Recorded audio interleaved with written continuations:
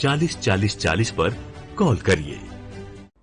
नमस्कार, हमर छत्तीसगढ़ देख रहे हैं आप और मैं हूं आपके साथ गौरव राजेंद्र। बुलेटिन की शुरुआत करते हैं। बस्तर से आए माओवादियों से परेशान लोग राज्य के डिप्टी सीएम विजय शर्मा से मिलने पहुंचे और इस मामले पर विजय शर्मा ने कहा कि आईडी ब्लास्ट से जो जीवन भर के लिए अपंगता के साथ जीने के लिए मजबूर हो गए हैं, नक्सलियों ने बस्तर के गांव-गांव में विकास के मार्ग पर आईडी बिछा रखा है। और आपको बता दें कि आईडी में कोई नहीं पहचानता, ना ही गांव वालों को पहचानता है और ना ही जानवरों को पहचानता है, ना ही मीडिया को पहचानता है। उस आईडी के ब्लास्ट होने से गांव वाले हमेशा दहशत में रहते हैं।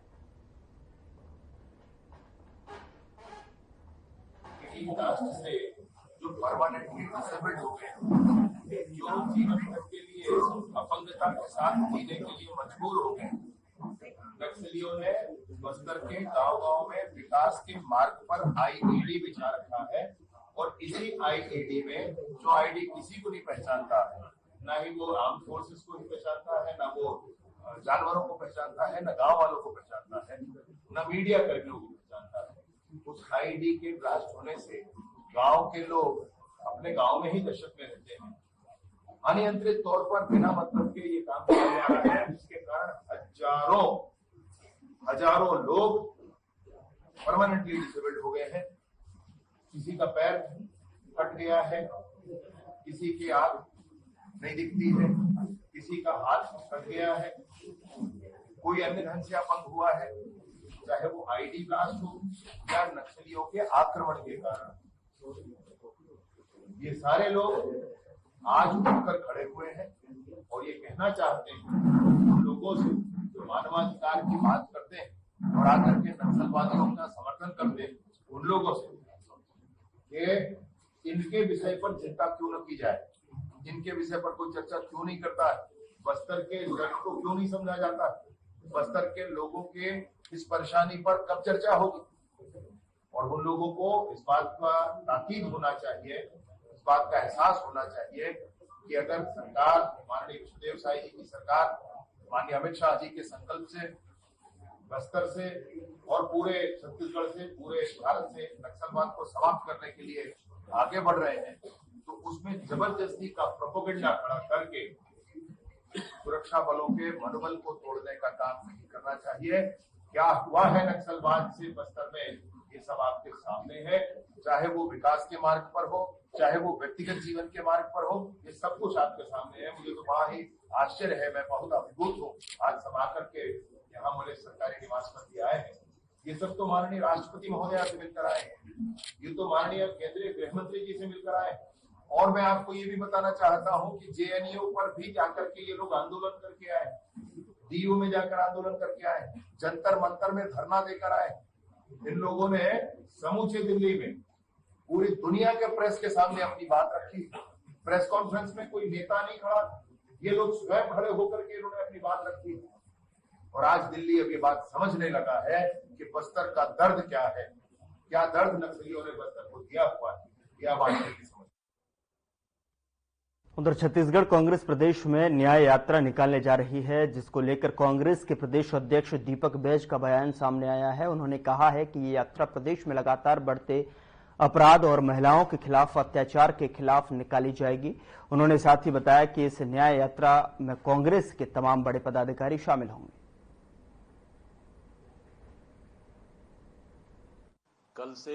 कल 27 सितंबर से 2 अक्टूबर लगातार 6 दिन गिरोध पुरी से बाबा गुरु घासीदास की जन्मस्थली तपोभूमि से दर्शन कर रायपुर गांधी मैदान में 2 अक्टूबर का समापन होगी। ये हम लोग का यात्रा छत्तीसगढ़ की जनता के हक के लिए, छत्तीसगढ़ की जनता की न्याय के लिए और लगातार बढ़ते अपराध के खिलाफ में और महिला अत्याचार के खिलाफ में, और जिस तरह से चाहे बलौदा बाजार की घटना हो या फिर कवर्धा की घटना हो, निर्दोष लोगों पर सरकार बिना जांच किए, बिना पड़ताल के कार्रवाई कर रही है। इसके खिलाफ में कांग्रेस पार्टी ने निर्णय लिया है कि 6 दिवसीय पद यात्रा रहेगी और ये छत्तीसगढ़ न्याय यात्रा के रूप में छत्तीसगढ़ की जनता को न्याय दिलाने के लिए हम सरकार के नाकामियों को लेकर हम सीधा जनता के अदालत में जा रहे हैं और इसकी तैयारियां पूरी हो चुकी है। ये न्याय यात्रा ऐतिहासिक रहेगा। पार्टी के कार्यकर्ताओं में जबरदस्त उत्साह है और क्षेत्र की जनता में भी जबरदस्त उत्साह है।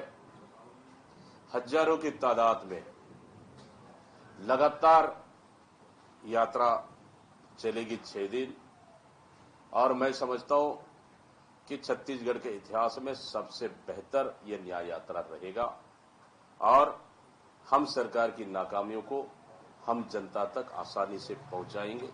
इसके लिए कांग्रेस पार्टी, हमारे तमाम कांग्रेस के नेताओं को जिम्मेदारी दी गई है। उन्होंने बखूबी अपनी जिम्मेदारियां संभाल ली है और आज से स्वयं मैं रवाना हो रहा हूं कि कल के पदयात्रा न्याय यात्रा की तैयारियों के लिए।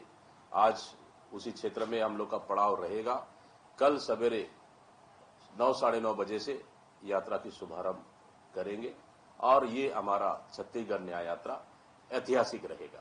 कौन-कौन यात्रा में शामिल होंगे, कल क्या स्वरूप होगा इसको बता। कल हमारी पहला दिन है छत्तीसगढ़ न्याय यात्रा की। दर्शन कर हम इस न्याय यात्रा की शुरुआत करेंगे। पहला दिन तो हमारे तीनों प्रभारी सचिव माननीय विजय जांगिड़ जी, जरिता जी, एस संपत जी, हमारे तीनों प्रभारी सचिव रहेंगे। साथ ही हमारे छत्तीसगढ़ के लीडर ऑफ ऑपोजिशन माननीय चरणदास महंत जी, टीएस बाबा जी और तमाम वरिष्ठ नेता, विधायक साथी और फ्रंटल की पूरी टीम रहेगी और निश्चित रूप से कल शुभारंभ के अवसर पर ऐतिहासिक रहेगा और हम लोग को कांग्रेस पार्टी और हमारे कार्यकर्ताओं को मनोबल बढ़ाने के लिए प्रदेश के तमाम वरिष्ठ नेतागण भी उपस्थित रहे। ये अरुण साहू जी कह रहे हैं कि आप उधर एक बार फिर हमारी खबर का असर देखने को मिला है, जहां महासमुंद के करणी कृपा पावर प्लांट खेरझिट्टी में मजदूरों के साथ हुई दुर्घटना के संबंध में कलेक्टर और जिला दंडाधिकारी विनय लंगेह ने विलंब से जानकारी देने के संबंध में कारण बताओ नोटिस जारी करते हुए 3 दिन के भीतर समक्ष में उपस्थित होकर कारण स्पष्ट करने को कहा है। आपको बता दें कि करणी कृपा पावर प्लांट खेरझिट्टी में बीते दिनों घटित दुर्घटना में 3 मजदूर गंभीर रूप से घायल हुए थे, जिसकी सूचना प्रबंधन ने पुलिस और जिला प्रशासन को नहीं दी थी।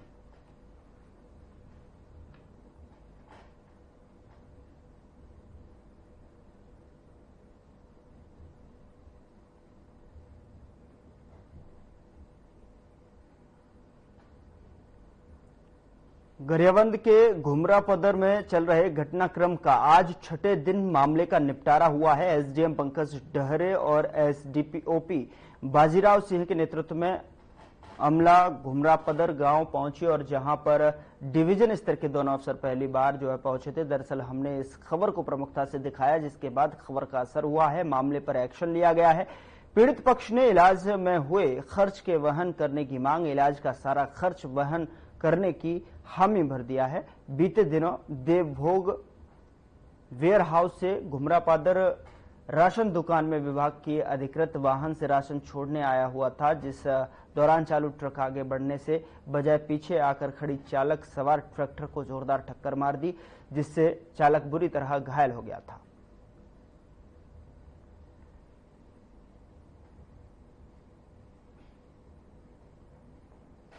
हमारा मांग एक ही था कि पीड़ित व्यक्ति का इलाज संपूर्ण भाव से ट्रांसपोर्ट द्वारा किया जाए और ये मांग तो पिछले 5 दिनों से रखे थे।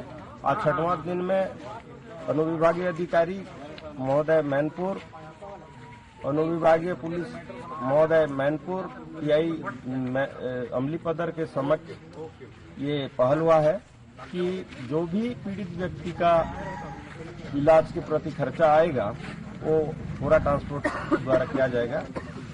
इसलिए जो हमारे लोगों के द्वारा ट्रक रोका गया था उसको छोड़ दो ना। हाँ, छोड़ देंगे। सर, दुर्घटना के बाद काफी देर से एफआईआर दर्ज हुई, क्या क्या हुआ है इसमें? हाँ, ये ट्रक चालक जो है कहीं न कहीं से लापरवाही किया था, जो ट्रैक्टर चालक की चोटें आई है, और डॉक्टर का जो मेमो है उसके आधार पर अपराध पंजीबद्ध कर लिया गया है। और आगे की प्रक्रिया जैसे इलाज रायपुर में चल रहा है तो मेडिकल कटाएगी और उसके मेडिकल रिपोर्ट के अनुरूप और वैधानिक कार्रवाई की जाएगी। वाहन जब्त किया जाएगा? हाँ, वाहन जब्त की जाएगी। राशन खाली कराएगा? हाँ, गाड़ी राशन संबंधित ग्राम पंचायत को उपलब्ध करा दिया जाएगा ताकि राशन बढ़ सके ग्राम पंचायत में। ड्राइवर की गिरफ्तारी होगी, ये करवाई। मामला शांतिपूर्ण निपटा सर? हाँ, मामला शांतिपूर्ण निपट गया है और गाँव वालों ने भी, जैसा गरीब परिवार है वो ड्राइवर ट्रैक्टर चालक, तो और वो ट्रक मालिक के बीच में आपसी सहमति बनी है और उस सहमति के आधार पर आज चावल रिलीज हो जाएगा। रास्ता निकाला गया, क्या समाधान हुआ? अभी वर्तमान में दोनों पक्षों में सहमति बन चुकी है और जो खाद्यान्न है उसको सुरक्षित संबंधित ग्राम पंचायत में पहुंचाया जाएगा और किसी विवाद की स्थिति नहीं आएगी, ऐसा उम्मीद करते हैं। बाकी अभी सहमति बन चुकी है। सर, ग्रामीण जो मांग कर रहे थे वो ट्रांसपोर्टर, दोनों पक्षों में सहमति बन चुकी है। ये अनाज कब तक खाली होगा? तुरंत कराएंगे उसको, अभी आज ही का खाली करा के संबंधित ग्राम पंचायत में भेजेंगे।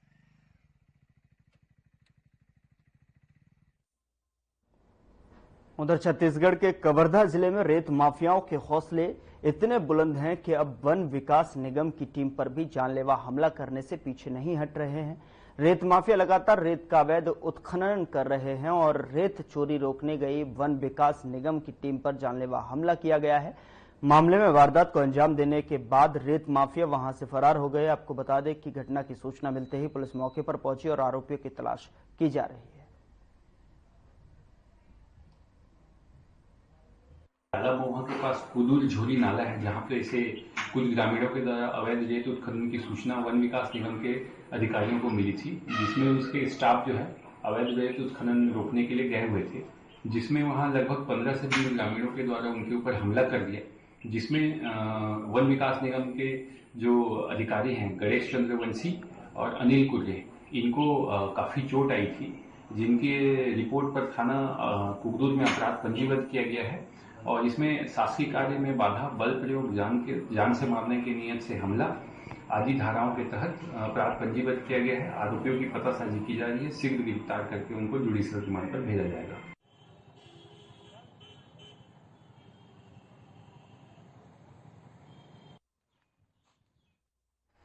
उधर तिरुपति बालाजी मंदिर के प्रसाद में जानवरों की चर्बी और मछली के तेल की मिलावट के विवाद से देश भर में चर्चा छिड़ी हुई है। इसके बाद कई मंदिरों ने बाहरी प्रसाद पर बैन भी लगा दिया है। अब इस संदर्भ में मां पाताल भैरवी मंदिर, डोंगरगढ़ मां बम्बलेश्वरी मंदिर, श्रृंगारपुर और बालाजी मंदिर समेत प्रमुख मंदिरों से प्रसाद का सैंपल लिया जाएगा। मंदिरों में भी प्रसाद की गुणवत्ता की जांच के आदेश दिए गए हैं। आपको बता दें कि कांग्रेस ने भी प्रदेश के सभी मंदिरों के प्रसादों की गुणवत्ता जांच करने की मांग की थी। बीजेपी के वरिष्ठ विधायक अजय चंद्रकार ने भी इसका समर्थन किया है। उन्होंने कहा है कि प्रदेश ही नहीं, देश में जहां आस्था जुड़ी है वहां स्वच्छता और पवित्रता का ख्याल रखा जाना चाहिए। प्रदेश ही नहीं, देश में जहाँ पे आस्था जुड़ी है वहाँ पे शुद्धता, पवित्रता का ख्याल रखा जाना चाहिए और इसके लिए जो कदम उठाए जा सकते हैं वो कदम उठाया जाना चाहिए। मैं समर्थन करता हूँ इस बात का। राज्य सरकार का निर्णय हो, व्यक्तिगत स्तर पर निर्णय हो, जो भी हो, शुद्धता पवित्रता के साथ समझौता नहीं होना चाहिए। लाखों लोगों की आस्थाएं जुड़ी।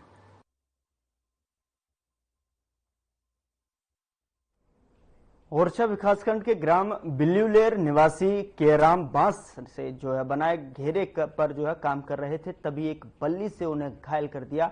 गंभीर रूप से घायलों को पुल ना होने के कारण 15 किलोमीटर दूर ग्रामीणों की मदद से जान जोखिम में डालकर नदी पार कर ग्राम गत्ताकाल ले जाया गया, जहां पर सरपंच पिल्लू राम उसेड़ी ने ट्रैक्टर से उन्हें अस्पताल पहुंचाया।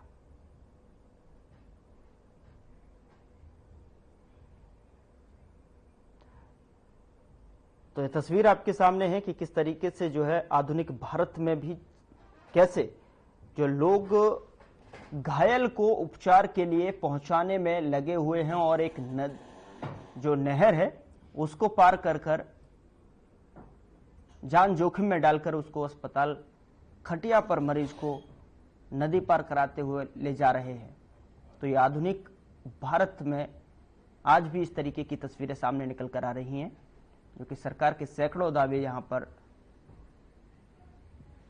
फेल होते नजर आ रहे हैं।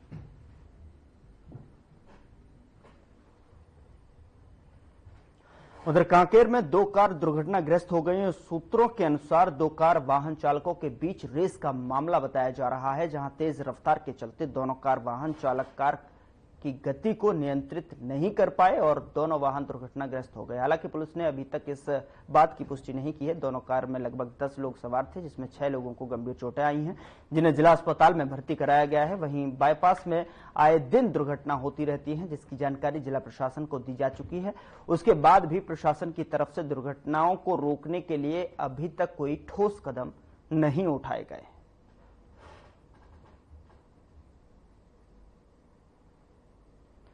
तो अभी तक पुलिस ने इस पर कोई भी रोकथाम के लिए ठोस कदम नहीं उठाए हैं।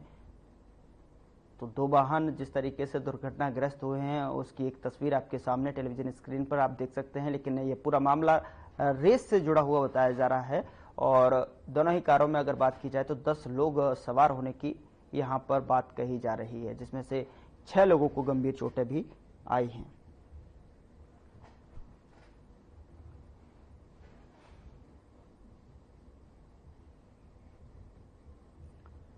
उधर गौरेला पेंड्रा मरवाही को जिला बने लगभग 4 साल गुजर जाने के बाद भी यहां के आमजनों को भारी दिक्कतों से होकर गुजरना पड़ रहा है। वहीं गौरेला पेंड्रा मरवाही आदिवासी बाहुल्य क्षेत्र के अंतर्गत आता है, जहां के छात्रों को जाति प्रमाण पत्र एक महत्वपूर्ण दस्तावेज की जरूरत पड़ती है, किंतु अभी भी ऐसे कई लोग हैं जो इससे वंचित हैं।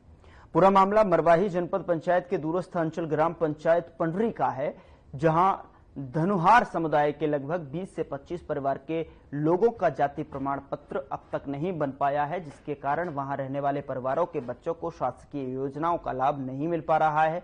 इसी के साथ इन लोगों की और भी कई समस्याएं हैं।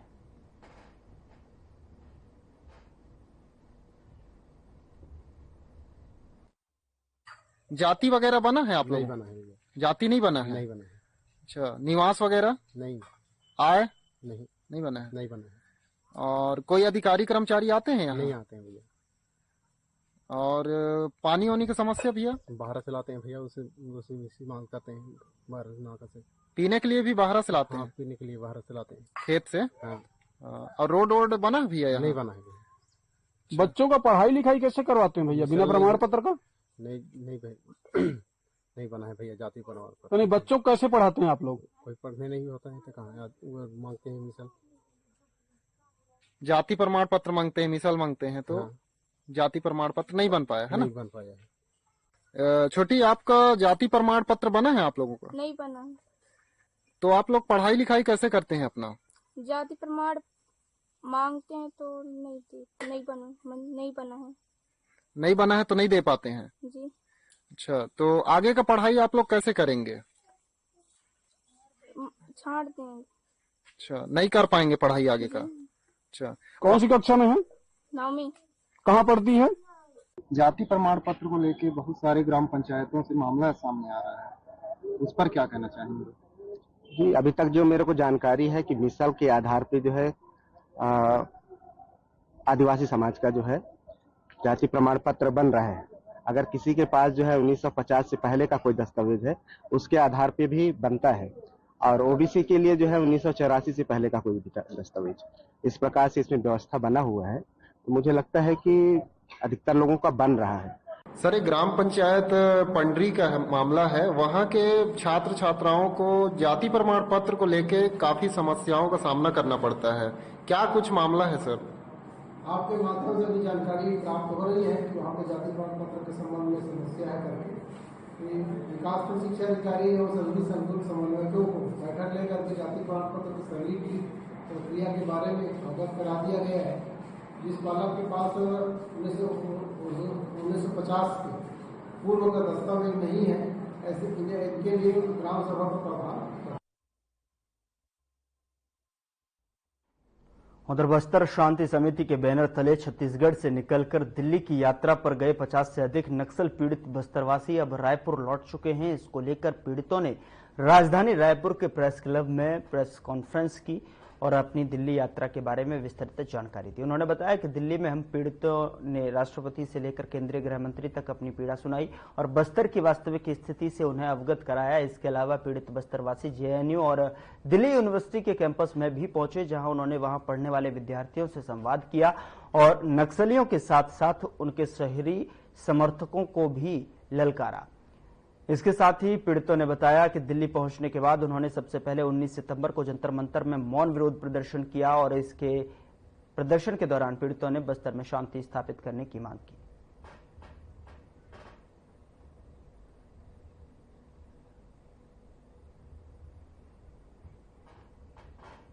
उधर सक्ती में पेट्रोल पंप संचालकों की मनमानी बढ़ती जा रही है। ऑयल कंपनी के नियम और निर्देशों के खुलेआम धज्जियां उड़ाई जा रही हैं। पेट्रोल पंप में लोगों की सुविधा के लिए बनाए गए बाथरूम और पीने का पानी बुरा हाल है। चारों ओर गंदगी का अंबार है। पेट्रोल पंप में लगे फ्री एयर मशीन भी महीनों से बंद पड़े हैं। वहीं लोगों की दर्जनों शिकायतों के बाद भी व्यवस्था सुधारने को लेकर पंप संचालक जरा भी गंभीर नहीं दिख रहे हैं। हाल ही में बिलासपुर कमिश्नर ने निरीक्षण के दौरान व्यवस्था को लेकर काफी नाराजगी भी जताई थी, जिसके बाद सक्ती कलेक्टर ने सभी पेट्रोल पंप की जांच के निर्देश दिए। मगर सवाल यह उठता है कि आखिर ऑयल कंपनी के अधिकारी इतनी शिकायतों के बाद भी कोई कार्रवाई क्यों नहीं कर रहे हैं? आखिर पेट्रोल पंप संचालक की मनमानी में उनका साथ क्यों दे रहे हैं? अभी हमारे पास वर्तमान में कमिश्नर साहब की तरफ से एक निर्देश आया था। निर्देश में ये बताया गया है कि जितने भी पेट्रोल पंप्स हैं वहाँ बेसिकली मूलभूत सुविधाएं होनी चाहिए, जैसे टॉयलेट्स हो गए, ड्रिंकिंग वाटर हो गए, जो बेसिक फैसिलिटीज़ होती है वो बेसिकली इंश्योर्ड होना चाहिए। इसमें कमिश्नर साहब की मंशा ये है कि आप जब कभी भी ट्रैवल करते हैं आपको बेसिकली जो स्टॉपेज पॉइंट होता है वो नॉर्मल कोर्स में एक पेट्रोल पंप होता है। पेट्रोल पंप जो है वो बेसिकली आपको स्वच्छ पेयजल उपलब्ध कराए, साथ में जो है आपको बेसिकली टॉयलेट की फैसिलिटीज़ दे। कारण क्या है, आपके साथ में फीमेल कोई अगर ट्रैवल करता है, बच्चा ट्रैवल करता है, तो बेसिकली उनके लिए बाहर में शौच ना करके एक टॉयलेट में शौच करना ज़्यादा आसानदायक रहता है। इसी सुविधा को इंश्योर करने के लिए कमिश्नर साहब ने एक नई पहल की है, जिसके द्वारा उन्होंने जितने भी कलेक्टर्स थे उनको सभी को निर्देशित किया है संभाग में कि वो जो है इंश्योर करे कि जितने भी टॉयलेट्स हैं उनको बेसिकली क्या बोलते हैं स्टैंडर्ड्स में मेंटेन करके रखा जाए, स्वच्छता के साथ रखा जाए और ये सारी फैसिलिटीज़ अवेलेबल रहे सारे लोगों को। प्लस जो आपके खाद्य अधिकारी थे उनको बेसिकली बता दिया है कि आप जो है निरीक्षण करें और जहाँ जहाँ सुविधाएं नहीं है या गुणवत्ता नहीं है वो सब जगह जो है सुधार करवाए। और जो कमिश्नर साहब का निर्देश है और जो उनकी एक अच्छी भावना है, अच्छी पहल है, उसको हम सकारात्मक रूप से। उधर छत्तीसगढ़ में सहायक शिक्षक पद पर नियुक्त का विवाद जो है पिछले 1 साल से लंबित था। छत्तीसगढ़ उच्च न्यायालय ने इस मामले में सरकार के विरुद्ध अभ्यर्थियों के पक्ष को सही ठहराया था, परंतु प्रदेश सरकार ने उच्च न्यायालय के आदेश के विरुद्ध उच्चतम न्यायालय में अपील की थी। उच्चतम न्यायालय में उच्च न्यायालय के निर्णय को सही ठहराते हुए प्रदेश सरकार की याचिका को खारिज करते हुए पूर्ण रूप से निस्तारित कर दिया है। बता दें कि प्रदेश सरकार ने अब तक भर्ती प्रक्रिया शुरू नहीं की है।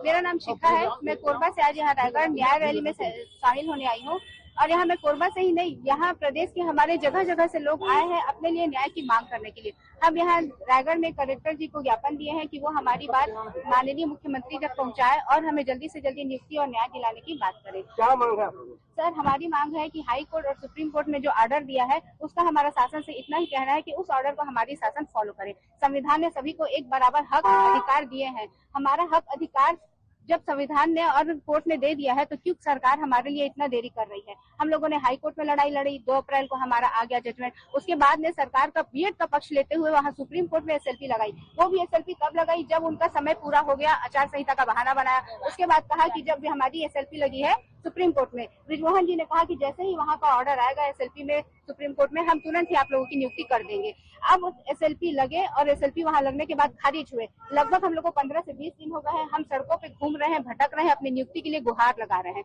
हमारी सरकार से हाथ जोड़ के विनती है कि हमें इस तरीके से धूप में बारिश में भटकते हुए मत छोड़े। हम बेरोजगार हैं, हमारे पास कोई भी साधन नहीं है आय का। अब जब सरकार ने और कोर्ट ने हमारे हक में दे दिया फैसला, तो क्यों हमारी नियुक्ति को इतनी देर कर रही है?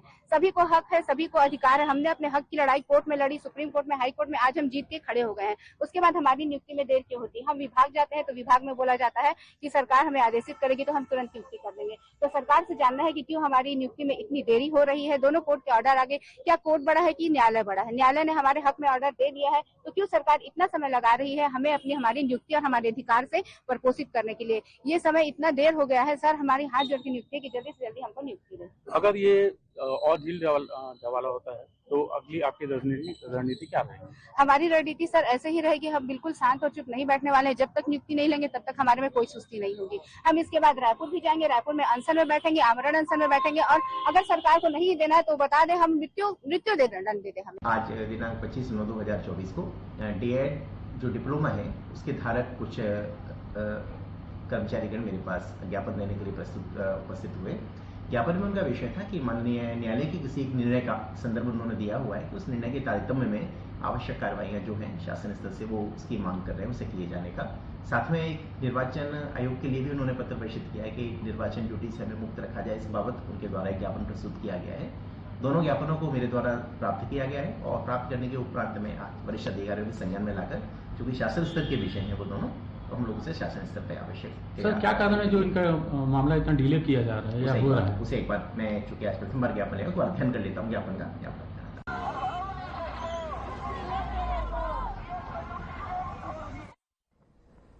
फिलहाल बुलेटिन में इतना ही। नमस्कार। Through constant innovation, the group